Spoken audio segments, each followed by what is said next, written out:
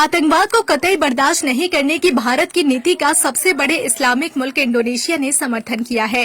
Indonesia ने नहदलातुल उलेमा executive board के chairman के एच उलिल अबशार अब्दाला ने माना है कि इस्लाम में कुछ संगठन इस्लाम के नाम पर हिंसा को बढ़ावा देते हैं। उन्होंने कहा कि आतंकवाद से सबसे ज्यादा पीड़ित किसी और धर्म के लोग नहीं बल्कि मुसलमान खुद है। अबशार अब्दाला ने कहा कि ये बात सच है कि इस्लाम में कुछ ग्रुप इस्लाम के नाम पर हिंसा को बढ़ावा देते हैं। ये सही नहीं है क्योंकि इस्लाम शांति प्रिय मजहब और मुसलमान अमन शांति चाहते हैं। मैंने भारत से आए अपने साथियों से कहा कि आतंकवाद से सबसे ज्यादा पीड़ित हिंदू, बौद्ध या ईसाई नहीं है, सबसे ज्यादा पीड़ित तो मुसलमान खुद है। इसलिए इस समस्या से निपटने के लिए सबसे ज्यादा चिंतित भी मुस्लिम है। अबशार अब्दाला का कहना है कि दक्षिण और साउथ एशिया में रहने वाले लोग शांति और सद्भाव चाहते हैं क्योंकि आर्थिक और राजनीतिक स्थिरता आतंकवाद के खात्मे के बिना नहीं आ सकती।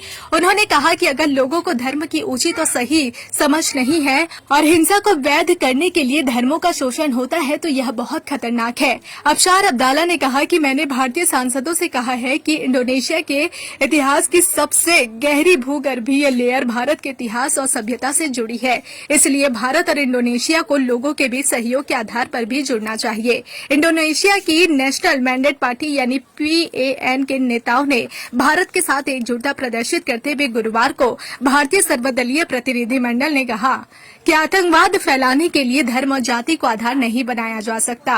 भारतीय सर्वदलीय प्रतिनिधिमंडल ने इंडोनेशिया में कम से कम 20 मित्र देशों के स्थानीय राजदूतों से मुलाकात की।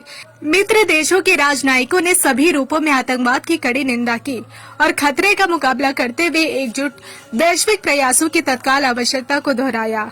जनता दल यूनाइटेड के सांसद संजय कुमार झा के नेतृत्व में सर्वदलीय प्रतिनिधिमंडल आतंकवाद के खिलाफ भारत की लड़ाई के बारे में नई दिल्ली के स्पष्ट रूप से स्थानीय नेताओं और राजनयिकों, थिंक टैंक और मीडिया को अवगत कराने के मिशन के साथ यहां आया है।